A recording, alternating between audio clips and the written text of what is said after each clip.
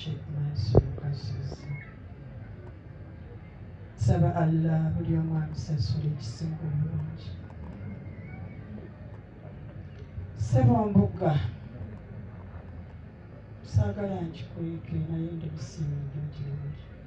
Ffenna abaana naye olw'okuba kye wakola wakikola nzidde. Ndi musiimu nnyo gy'oli. Saba Allah akumalire munnange. Saba Allah akuggyeko abalabe bonna. Wakitiibwa Allah akuwa emirembe ku dduniya kuno ne ku akhira. Akuwa obuwangaazi obulungi obutaliiko balabe. Bannange musabire nnyo Mbuga. Mbegayiridde musabire Mbuga buli ali gy'ali. Mbuga Allah amutukuumire ng'alina emirembe. Bane bamasheeha abazze nsiimye nnyo bannange. Buli gwe ntunulako mbadde mulaba ng'awangala ne taata wange. Abantu beerabira mangu nnyo naye temwerabidde taata wange Sheikh Mansour Kasozi. Ate nkisaba bambi temumwerabira. Mumusabire mumuteeke mu dduwa. Taata wange yayagala nnyo Obusiraamu. Yayagala nnyo bakadde be. Yayagala nnyo ennyumba y'Embuga. Temwewuunya lwaki njagala nnyo ennyumba y'Embuga. Taata wange ye yandagayo. Nga ne Marehemu Prince Badru Kakungulu ng'akyaliwo. Yantwalanga naye twatuula ng'eri nga Prince akyali mukoowu mu kisenge kye. N'abuuza ani azze Mansour. N'agamba omugamba ki? Olw'obwetoowaze bwe yamugambanga nti nnina gwezize naye. N'abuuza nti ani kyakawala kaakano kimujje mujje mwenna. Nze nanywako caayi nga tuli ne Prince Badru mu kisenge kye. Banaye temulaba nti kikulu omuntu okwerabira ekyo toba mubirimu. Ate ne kimpa essanyu nga ne munnange ono mu kitiibwa kye tatulekeredde. Najja Kabubbu ate olwaleero bantendedde olunaku lubadde lubenyi. Mbuga mmanyi oli mukoowu naye nsaba ogumira obugambo buno munnange. Ssanyu lye limbuganya. Taata wange eyagala nnyo ennyumba ate naawe n'otwagala munnange. Nsiimye nnyo taata. Nsaba tugende mu maaso. Nsaba abaana bange bwenna mutunuulire nnyo Mbuga. Temuvanga ku kigambo lusozi kibwe. Mbalaamira nga adala eno yonna eya taata wange. Baana bange buli mwana wange temusalanga eddiiro okuva ku lusozi kibwe. Mbakuutira ne bwe mbanga nfudde temukikolanga. Mbeegayirira abannyinaze mwenna. Neebaza nnyo taata wange mukulu Gita. Munnange weebale. Ate gwe okuuma Mbuga nywera omukuume bambi. Taata wange Haji Bireke aliwo oba? Munnange ebigambo obirabye. Ebigambo ebiwulire obitegedde. Tunywere Haji neeyama nti sijja kutuswaza. N'abaana nja bakwatako bonna tebajja kutuswaza. Mukama wo yasalawo otusigalemu. Naye tusaba Allah atunyweze atuwangaaze nga tuli basiimu gy'oli. Ng'oli musiimu gye tuli. Taata wange ow'olwaleero mukwano. Saba Allah akunyweze munnange. Akuwa obuwangaazi obulungi obujjudde eddiini ey'Obusiraamu obukkiriza. Akugabirira riziki y'osobole okubeera taata ow'amaanyi. Tovanga ku lusozi kibwe. Genda ewa Mbuga tebagenda kugoba ng'Embuga nsize kutoola busalaamu nga taata bw'abadde akola. Nsaba omwetegereze.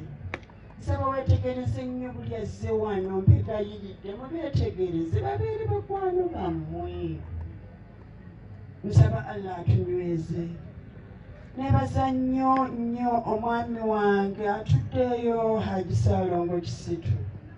Tukolaganidde wamu okujjanjaba muzeeyi.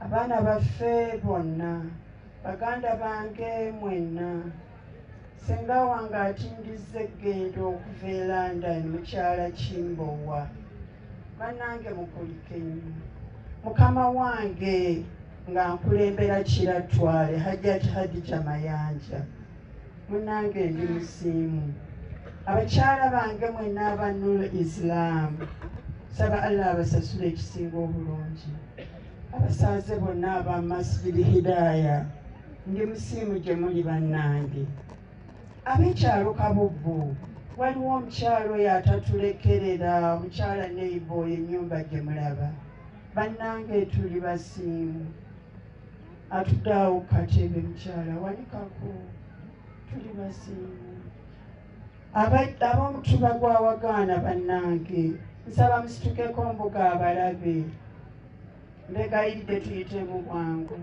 abamamba bumu nsaba musitukeko mbuga abalabe bannange tubeere bumu tukulaakulanye ekika kyaffe ebyo mbuga byayagala abakyala ba Wakisutwale gyendi ku lukiiko bannange nabalabyeko awo naye mwebale nnyo mwebalire ddala nsaba buli azze ku mukolo guno Allah amuweemu ekisinga obulungi atumalire ensonga zaffe zonna atuwangaze mu busiraamu oba obukkiriza tusaba Allah atutwale ng'asimye emirimu gyaffe saba Allah asaasire taata wange Sheikh Mansur Kasozi yayagala obusiraamu kyamuguza wali lwa nsonga ya jjajjaawe n'agamba jjajja wange yatulaga obusiraamu n'abeera ng'awangaalira awo olw'ensonga ya jjajja mbuga simanyi bwenyinza kikola naye nsaba temuva wano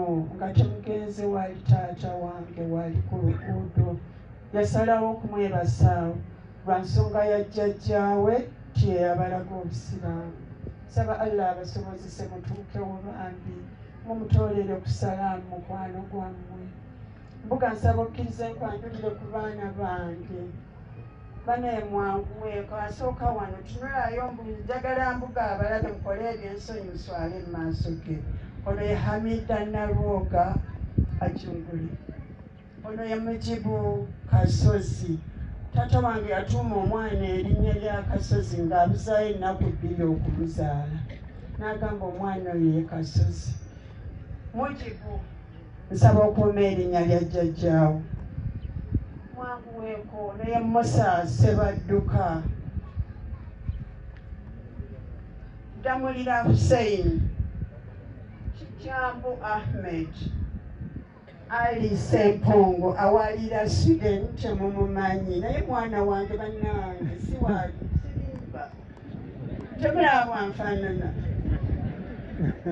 aliwo omulala temwekweka Ismaila Kizito mutye bambi mbuga abalabe mukole ebyambyone nga muswala Sekironde Iwumbwe abaana bano bajjanja bataata wange Fatuma muganda wange omukyalo ono yanzirirako ddala Fatuma Naamala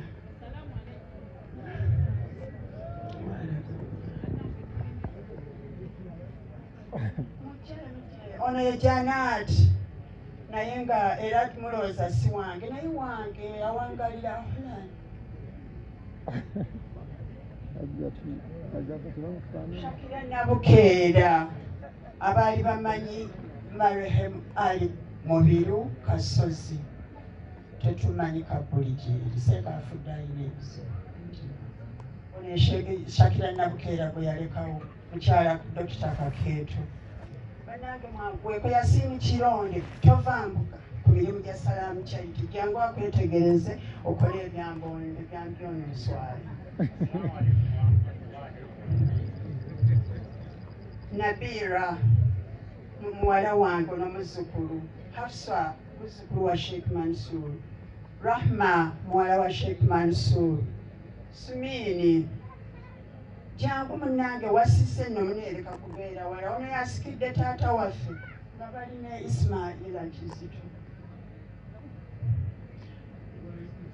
omwana ono akwata kamera ali Mubiru banaye naye nze muzaala saba Allah nsonyiwe nsobezza saba mbuga nsonyiwe naye omukwano gunuma sagala kuba kazindaalo kawoli ensaba kunsonyiwa byensobeza ate munnange oyo akulinaanye kyekirinaanoba mutabani wange naye munnange obampa ekitiibwa batampasi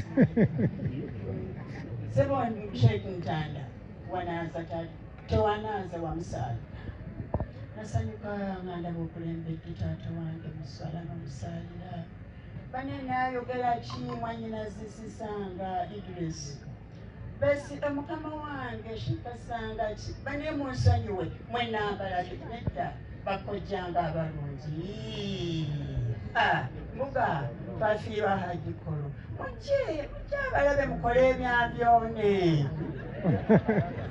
nkimanyi mujje mwanguwe mukole ebyabyone ng'abalaba bakojja abanga abalungi hajikolo matovu bebo olaba essanyu ng'abalabyeko mutuula emabega eyo assalamu alaikum